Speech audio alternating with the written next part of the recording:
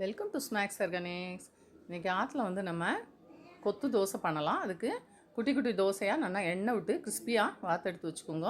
அதை பொடியாக கட் பண்ணி எடுத்துட்டுருங்க. இழுப்புச்சட்டில் வந்து கடுகு தாளித்து கொட்டிண்டு மஞ்சப்பொடி காரப்பொடி எல்லாம் போட்டுன்னு அந்த தோசை இருக்கு இல்லையா பொடியாக கட் பண்ணது அதெல்லாம் நல்லா பெரட்டி கொஞ்சம் எண்ணெய் விட்டு கிறிஸ்பியாக எடுத்து வச்சுட்டுருங்க. ரொம்ப கிறிஸ்பி இருக்காது, ஓரளவுக்கு கிறிஸ்பியாக எடுத்து வச்சுட்டுருங்க. அதுக்கப்புறம் வந்து இதில் மிக்சியில் வந்து நம்ம கொஞ்சம் வெள்ளைப்பூடு, இஞ்சி, வெங்காயம் இதெல்லாம் நம்ம பேஸ்ட்டாக அரைச்சி வச்சு இழுப்புச்சட்டில் போட்டு நல்லா வதக்கி எடுத்துக்கலாம்.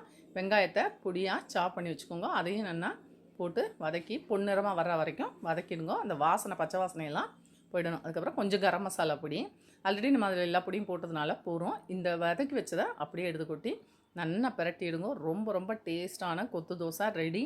குழந்தைகளுக்கு ரொம்ப ரொம்ப பிடித்தமான ஒரு ஐட்டமாக இருக்கும்.